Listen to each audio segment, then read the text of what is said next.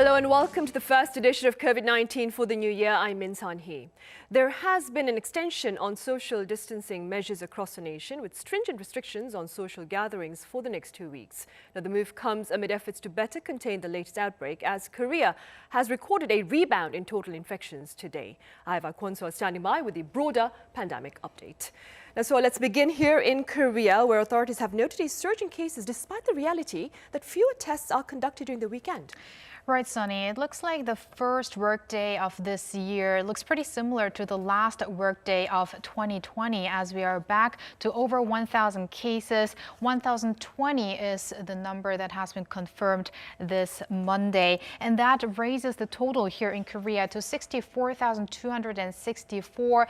The death toll stands at 981, and we have around 18,000 people currently in quarantine for the virus.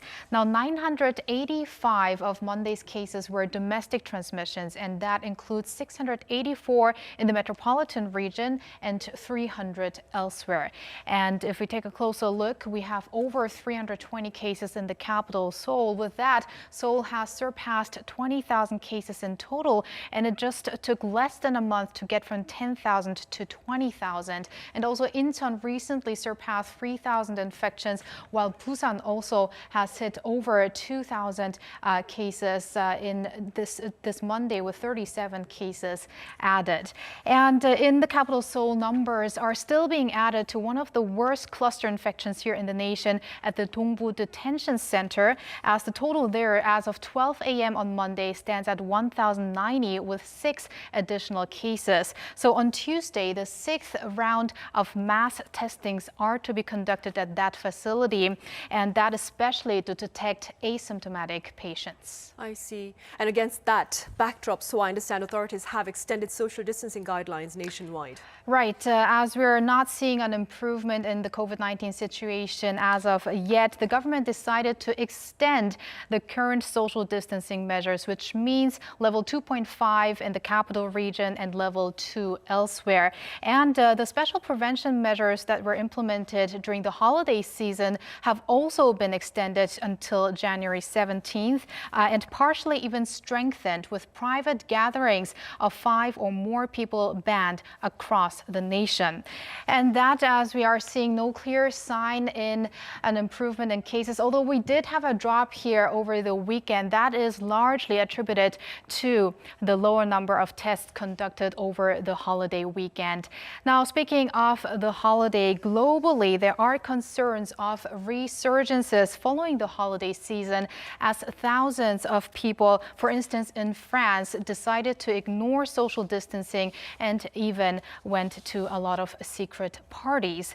And this is also why many European countries have decided to extend their lockdowns, such as Germany, and Italy, for instance, has also going to close its ski resorts for some more time. If you take a look at the numbers here, 21.1 million in the US, followed by 10.3 million in India, and the UK added almost 55,000 cases in just a day due to its COVID-19 variant over there. And South Africa has surpassed Ukraine in total cases at 1.1 million. And with that, the global figure now stands at 85.5 million. And those are the updates I have for now. I'll be back in a bit after the government briefing. Sunny? All right, so I'll see you back at the desk. On the international front, authorities in South Africa believe a recently identified variant of the coronavirus is responsible for a resurgence that is spreading at an alarming rate. I have Professor Lee Wallace at the University of Cape Town live on the line with details on that and more. Welcome, Professor Wallace. Good afternoon. Thank you for having me. Right. Now, Professor, as Kwon-so just mentioned, South Africa has recorded well over 1 million cases. Please do start by telling us a bit about the COVID-19 situation there.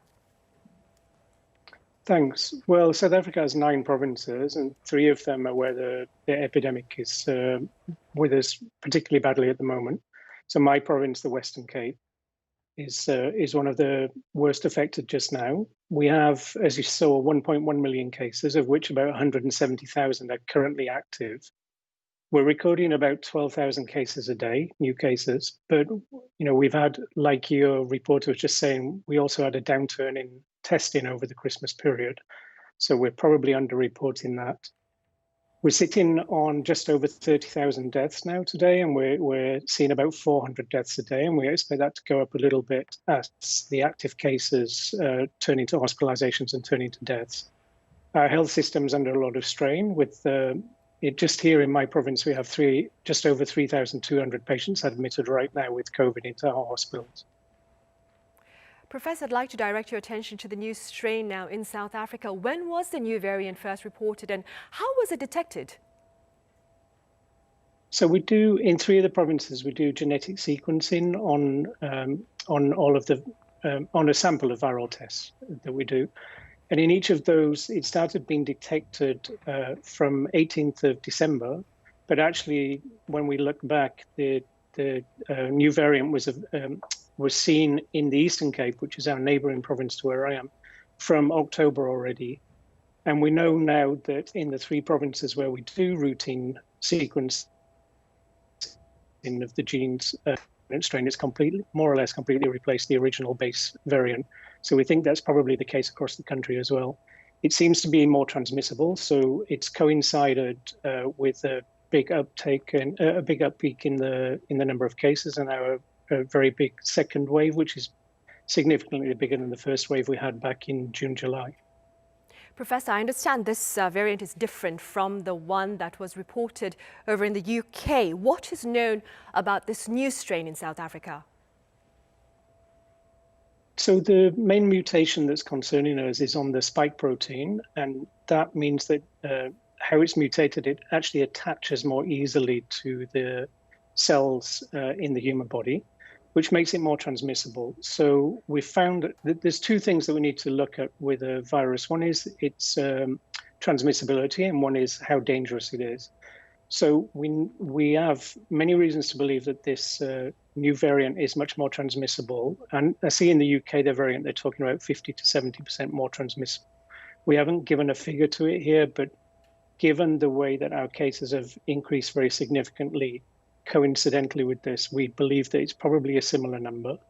But we have no reason to think it's more dangerous. So there was some talk in the early stages of the second wave that it was affecting more young people, and it was affecting people more seriously. But actually, we have pretty robust data now from my province anyway, that the case mix is basically the same that we saw in the first wave. It's just that there's a lot more patients around because it's more transmissible. And so, you know, I saw some really interesting modeling last week that if you increase the dangerousness or how sick it makes someone by about 50% versus the transmissibility by 50%, actually the transmissibility will kill about 5 times more people than making a virus more dangerous. And the natural history of these viruses is that as they mutate, almost always they become more contagious and less dangerous. So it would be consistent with what we know these viruses to do historically. I see.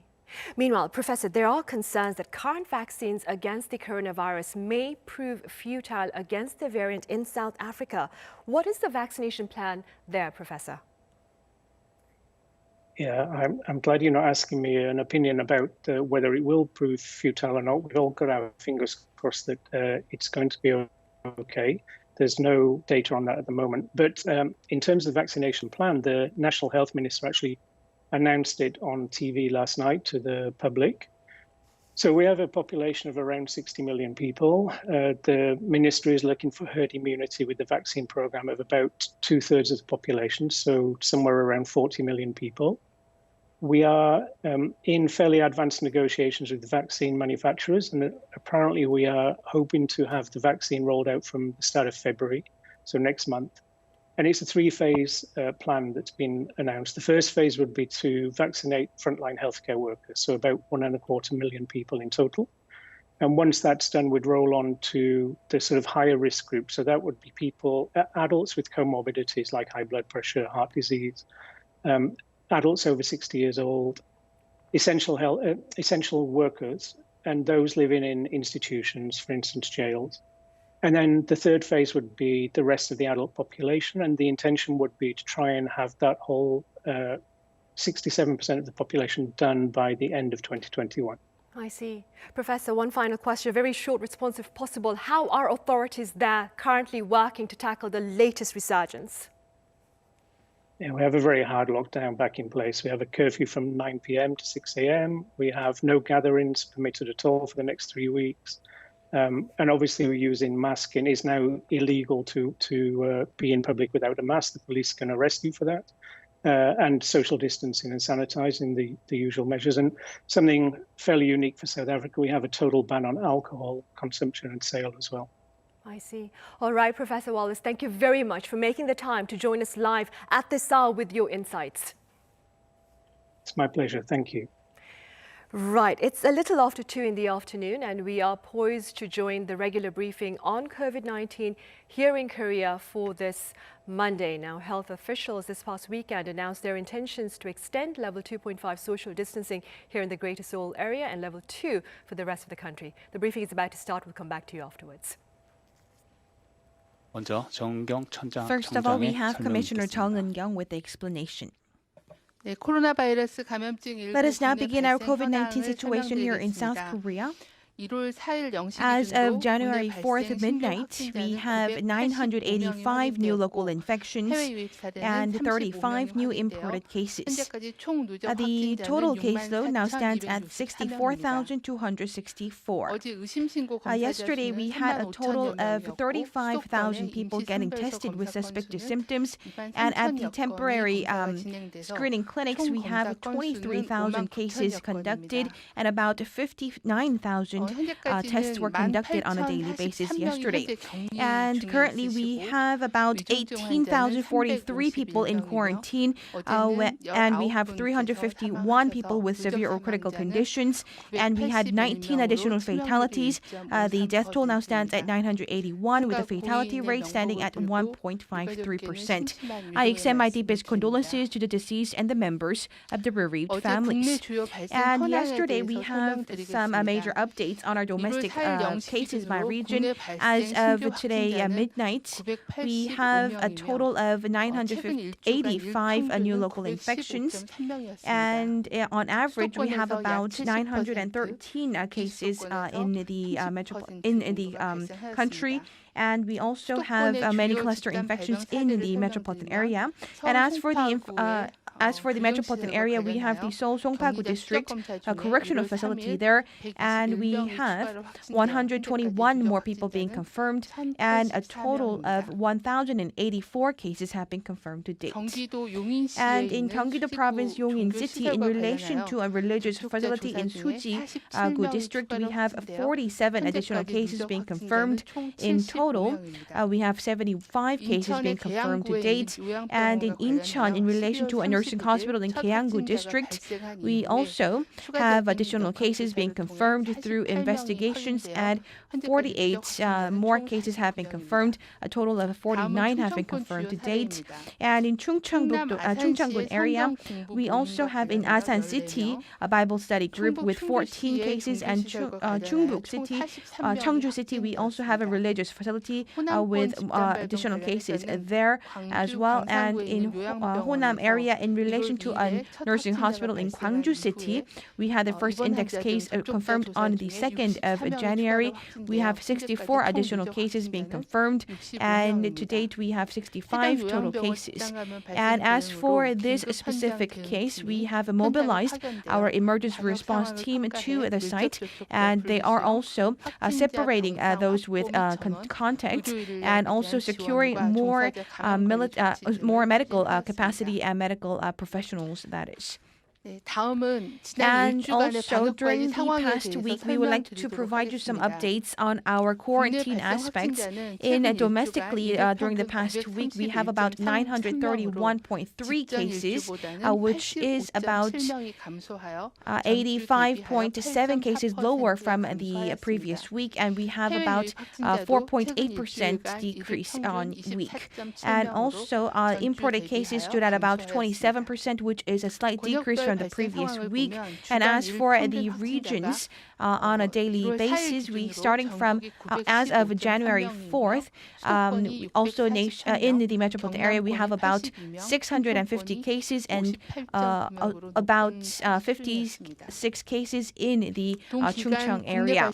And during the same time, 70.4% were in the metropolitan area, and also at the temporary testing centers, we are also conducting about a total of 761,000 cases of testings, and we have identified about 2,174 cases with a positivity rate about 27%, and the most of the fatality came from those over the age of 80, and about 23% were in their 70s, and also some from in their 60s as well. And as for the sources of these infections among these fatalities, we have confirmed that most of these cases, especially 57.8%, were related to nursing hospitals, and about 9.4% were related to contacts with the previous confirmed cases, especially family members and social contacts, and about 140 had underlying diseases, while 7 are also under investigation. Looking at the sources of infection during the past week, we have confirmed that 40.3% were related to contact with previous confirmed cases, and about 20% with local cluster infections, and also 2.6% stemming from imported cases, and also these under investigation stood at about 27%, hovering around 1,000. We had 21 new local clusters, and 7 of them were nursing hospitals, and churches as well as other religious facilities stood at 6, and business operations, nursing daycare center, as well as other meetings, we had about 6 as well.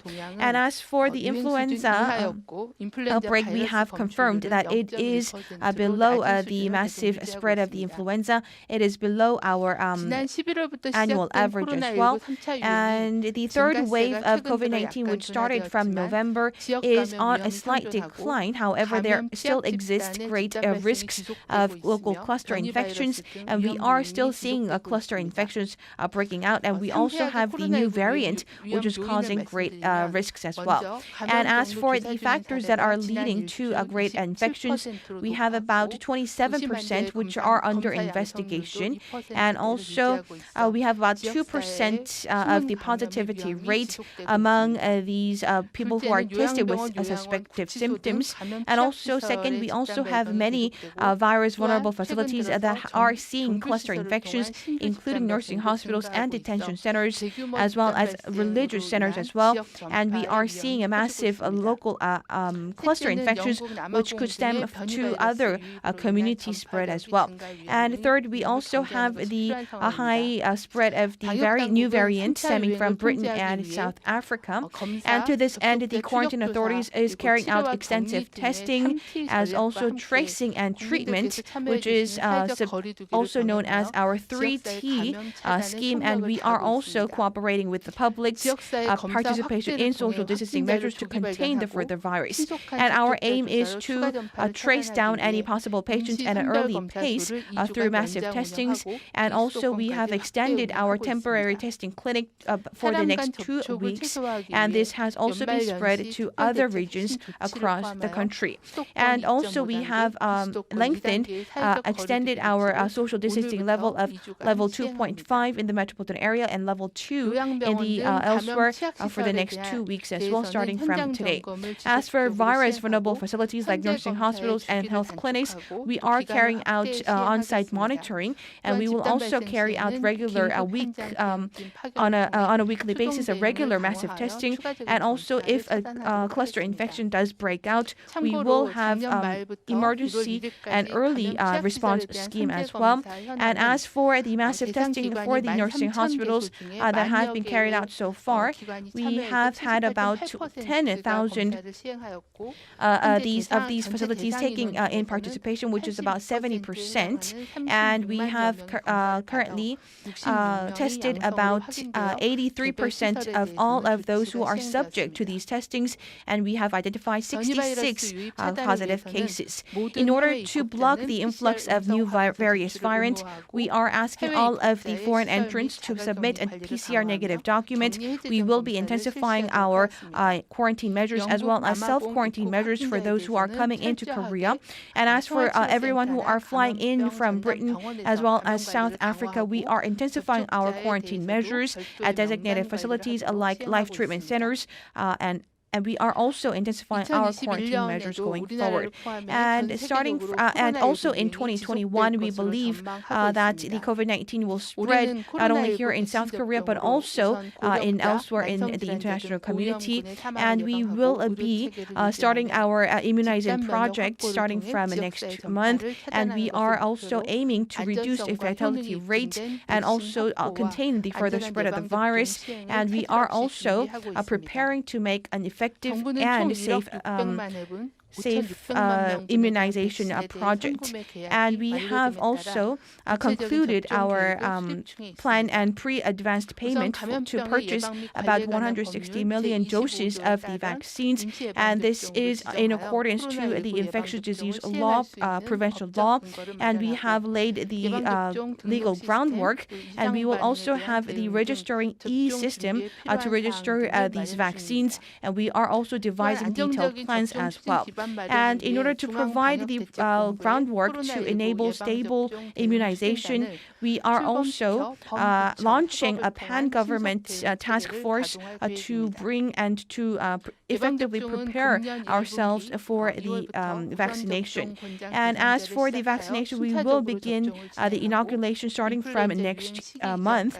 And this will also start from the high priority group as well. And as for those people who are subject to the inoculations and also other details of the plans, including the response measures and so forth, will be devised very soon after the review of the experts committee. And together with the Ministry of Food and Drug Safety, we are also providing a guideline for storing and transportation of these vaccines because most of these vaccines need cold chain systems. And we are also devising these plans going forward. And these measures will also be completed by the month end, and we will be confirming these details by the ministries, which will be rolled out to the public after that. And as we are having a prolonged fight against COVID-19, this fight is not only inducing a socioeconomic impact, however, it is also increasing the burden on the citizens as well. However, we sincerely hope that in 2021, we can overcome the virus spread through the cooperation of the government, medical staff members, and public members. And also starting from today, we will be extending the 2-week-long quarantine measures. We ask for your participation. And during the new year, we ask you to stay home and also cancel all of your social and private gatherings, and also switch on face-to-face meetings when you have to have religious gatherings. And regardless of where you are, please wear your face mask at a regular basis, at all times that is. And also please refrain from having situations where you need to take off your mask, like consumption of food or consumption of beverage or smoking. And if you have any symptoms, please get tested as soon as possible by visiting the screening clinic. And at the hospitals, if you see any patients who are suspicious of COVID-19, please also give them a document so that they could directly go to the health clinics to get tested as soon as possible without delay.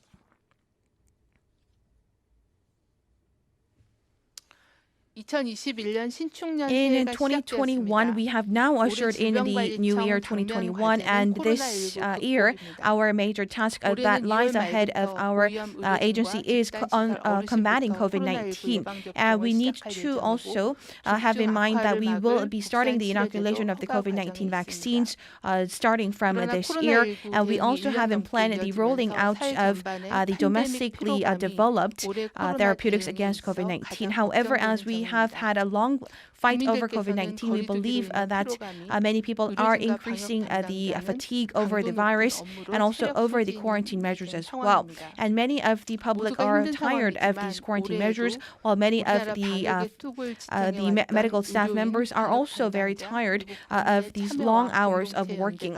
Although we also sincerely hope that a sense of solidarity would help us to combat the COVID-19. And even if we do start our inoculation of the vaccines, we believe that combating the COVID-19 would not happen overnight. So it is very important for us to also contain the virus by participating in quarantine measures, and we will also exert our full efforts on our end. Thank you very much.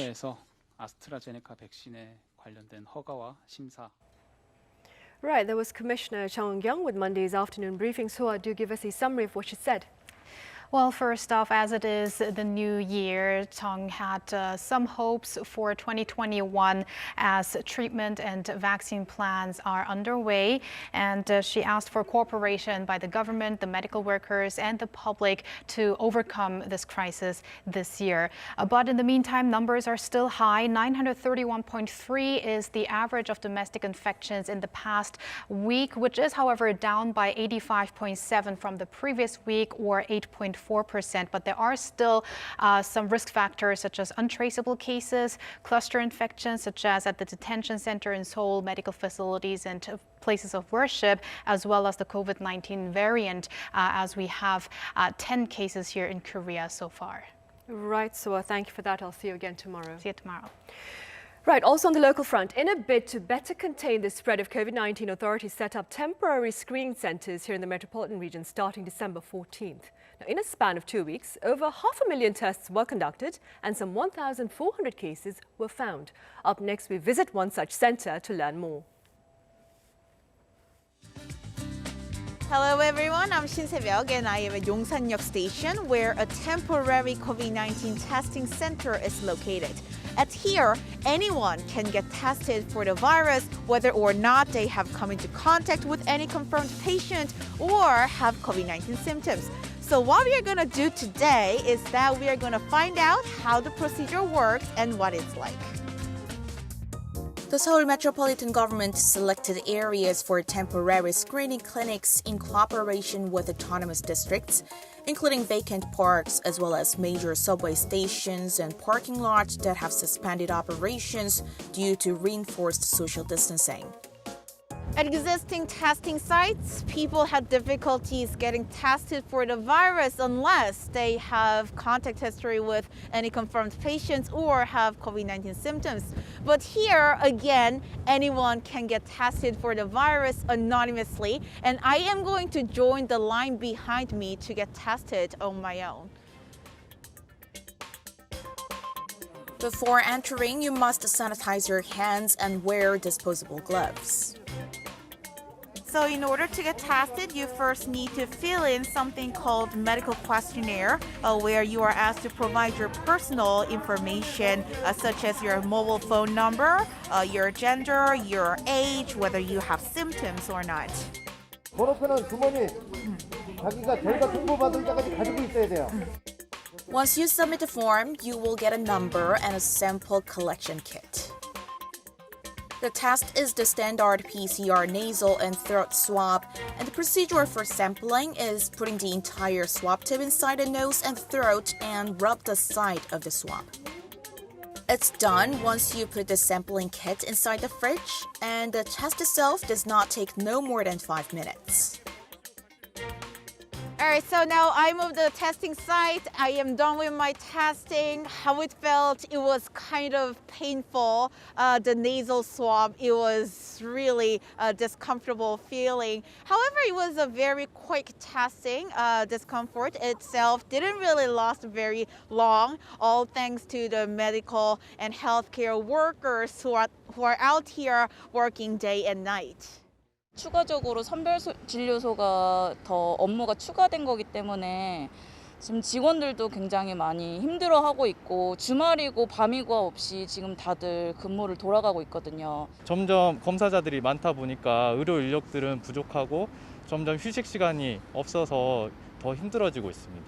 인력이나 휴식 시간을 좀 더 보장하면 더 개선된 환경에서 할 수 있지 않을까. The test was taken on December 30th, 2020, and I got a text message informing that I tested negative early in the morning the following day.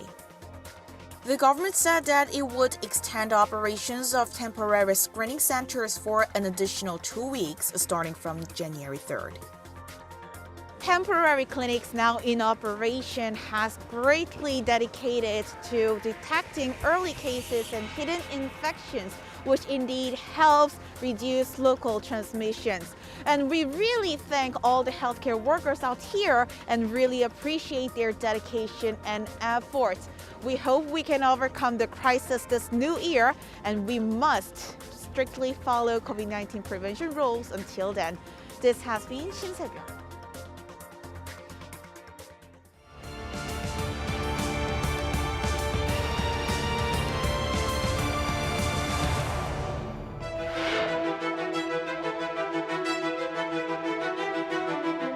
거리두기와 특별 방역대책 효과는 느리지만 분명히 나타나고 있습니다. 계속 커지던 환자 증가율이 둔화되고 있으며 최근 2주간 전국적인 신규 확진은 1000명 내외에서 정체 중입니다.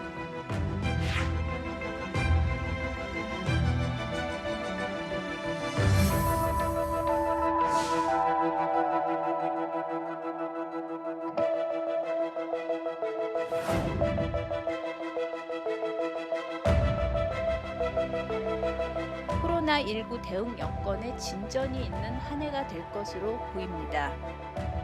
그러기 위해서 우선은 지금의 3차 유행을 보다 빠르고 확실하게 꺾어야 합니다.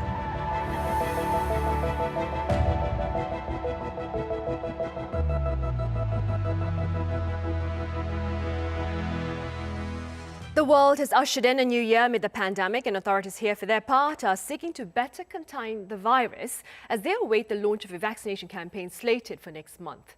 I have Professor Chung Gi-seok from Hallym University. Welcome back, Professor Chung. Happy New Year. Happy New Year to you too. And I also have Dr. David Kwak from Soonchunang University Hospital. Good to have you back, Dr. Kwak. Thank you for having me. Right, Professor Chung, authorities, as we mentioned earlier on the program, have decided to extend social distancing guidelines here in the country. 2.5 for the metropolitan region and level 2 for the rest of the country. What are your thoughts on the current efforts to contain this contagion?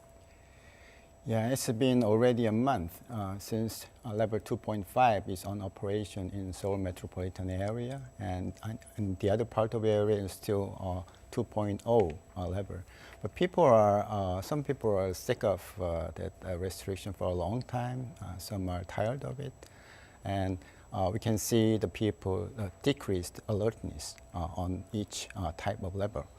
So the only result that the government is hoping is that the restriction of gathering 5 or more people in private or at the same time in the same place.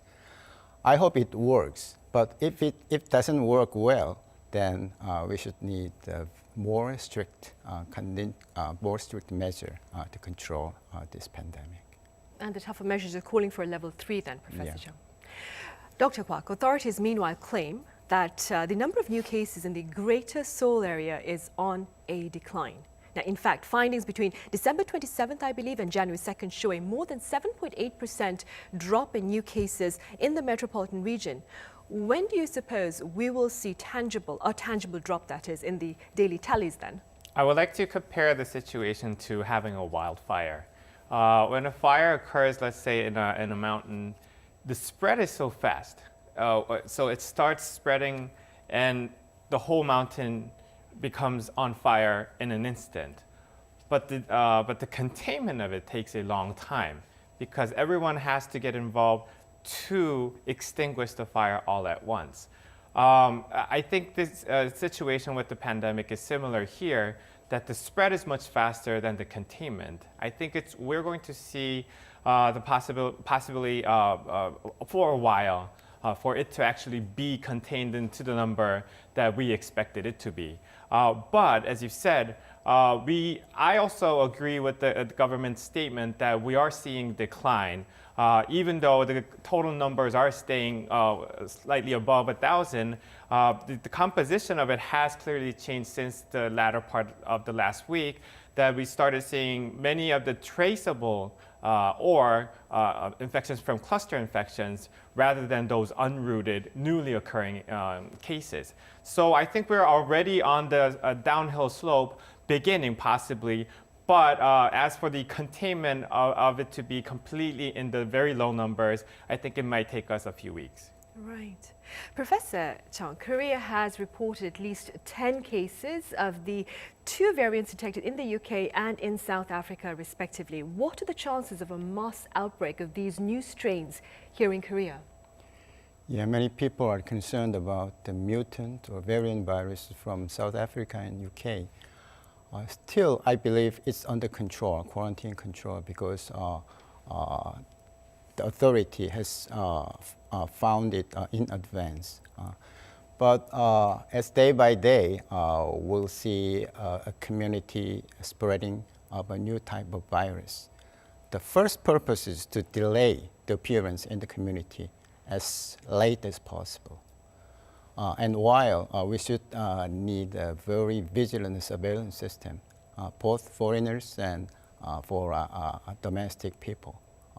So out of around 1,000 confirmed cases, the government should take an examination, a certain percentage of everyday investigation. But it needs time and person, and it needs about a week or in genome sequencing. So the government has to invest more people and more equipment in the surveillance. Right, and time, of course. Yeah.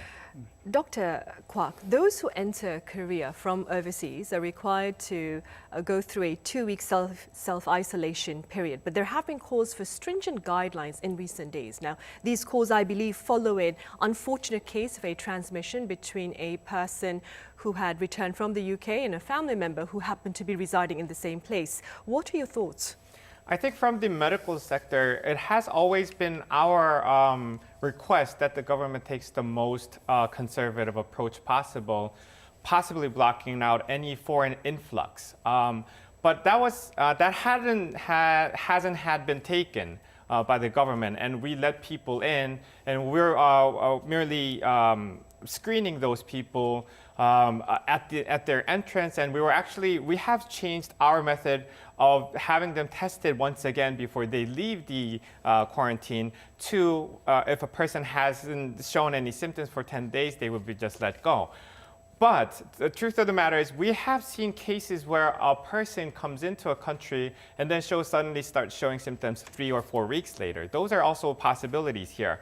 I think it'll be wise to take a more conservative approach even from now on, that people not only show the negativity of their PCR test before the entrance to the country, but they also be tested once again before they leave the quarantine. This might not be as feasible, though, that I'm personally hoping that they could stay quarantined for even longer time. Or if that's not feasible, then they may be requested to actually come back to the screening center once again 3-4 weeks later while they're in the country, and then be confirmed of their negative for the 3rd time in a row, I guess. So at this point, stricter the control, safer it is would be for the containment of the virus. So I think our government could possibly consider taking a more stricter approach to this. I see. Professor Chung, all foreigners, like Dr. Kwak has mentioned, entering Korea now, and as Commissioner Hyung-kyung also mentioned, requires to hand in a negative PCR test upon arrival in order to enter the country. What other efforts need to be made to better contain a potential outbreak of the new variant here in Korea? Yes, for example, not the only foreigners, but also Korean nationals should take their PCR negative certificate when they come into Korea, whether they are traveling or coming back to Korea. And secondly, we need a more strict surveillance system. as I said before, is for foreigners and domestic occurrences and etc. And there are some cases who are exempted from isolation for 2 weeks when they come into Korea, either a political or a business one, and etc. They should reduce, the government should reduce the number. Of exceptions. Yeah, there should be no exception for it. Then we can delay the influx of foreign virus as late as possible. I see. Dr. Kwak, I'd like to direct your attention to vaccines now. Korea is poised to launch its vaccination program next month, hopefully, and it is closely following the vaccination program taking place in the UK and the US. Now, keeping that in mind, what are some factors to consider while following these cases taking place in the US and the UK, especially keeping in mind that the case in the US is taking place at a slow pace, according to some observers? Right. I think in the cases of the U.S., it was mainly the logistical problem. When they came up with the idea to vaccinate as many people as possible in the quickest manner, they did not thought out first how they are going to carry it. They came up with the vaccine, so that's a good point for them. But I guess from the news reports that I'm seeing, they're lacking in personal staffs to actually monitor the people after the vaccination. They're lacking in staffs to actually go ahead and give the injections. They're also lacking in staffs to direct these people to the injection sites and whatnot. So it's a different medical system that we have from the U.S. So I think we'll be better off in that situation, since we would be more better directed by the government, better directed by the medical sector and whatnot. So in that sense, I think we would do much better. Just the point is that we do need to get the vaccination started as quickly as possible, though. Right, we do. Professor Chung, authorities in the UK, meanwhile, have decided to extend the interval between the first and second inoculations from 3 weeks to 12 weeks in hopes of providing a greater number of people their first shots as quickly as possible. What are your thoughts on this strategy? It's a bit out of medical procedure. So that's why many doctors in UK has opposed to that policy. But that's from UK government's desperate condition, because there are too many people confirmed and dying from these diseases. As you know, there are many cases which have looked at the clinical 3 trial, and there is a designated interval and doses and etc. But when you violate that kind of scheduling, then nobody knows. Who knows?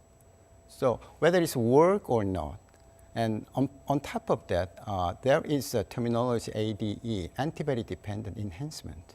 So if you violate the schedule, then when you meet the antibody-dependent enhancement, there is a decreasing immunity.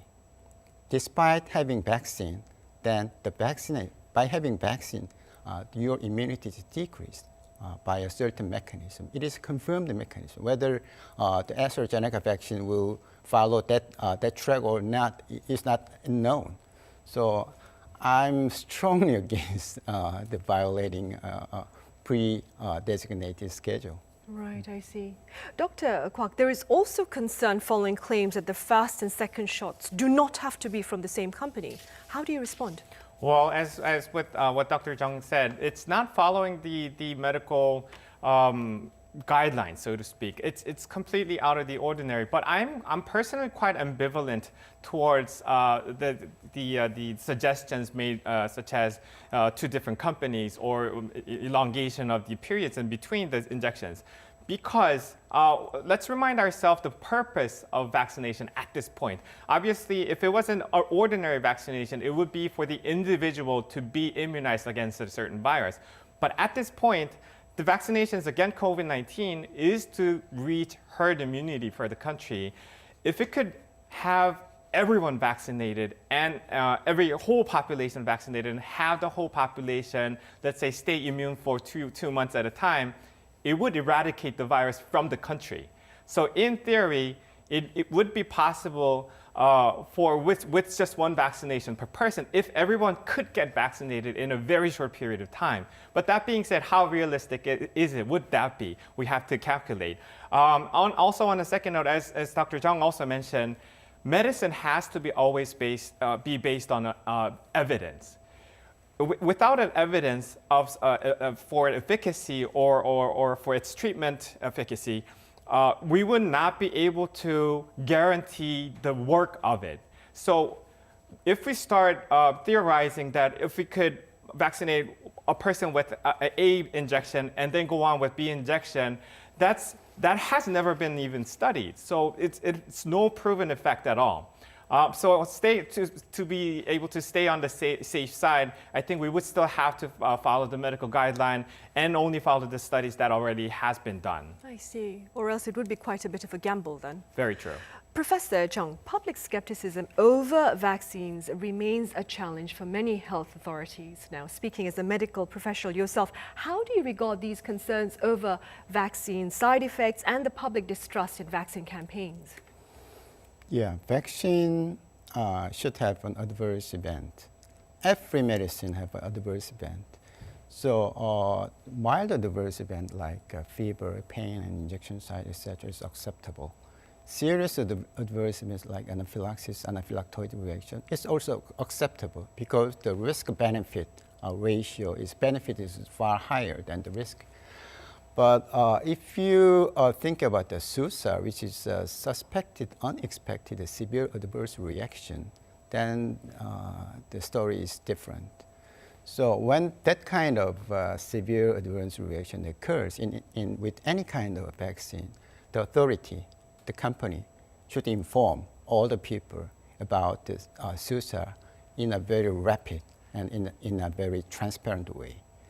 And that is a process of risk communication. Then the people would follow and they will give a credit to the authorities or to the companies, and then there will be less people who are objecting get vaccination.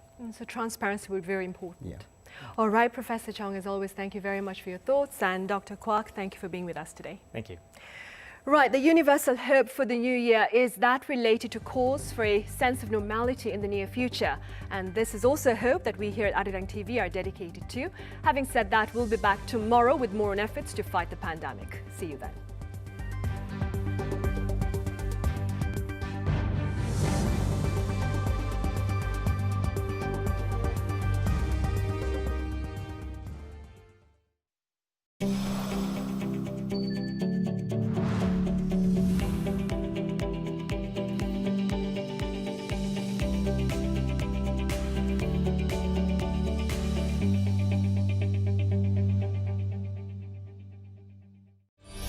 Korea is in the midst of its third wave of COVID-19.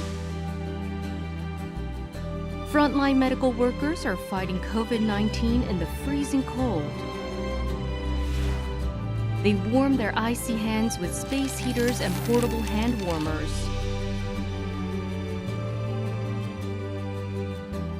Several districts are renovating their testing sites to provide shelter from the cold for medical workers. To ensure that their hard work and sacrifice do not go to waste, let's remain socially distant this holiday season. Overcoming COVID-19 together. Let's all stick to the basics.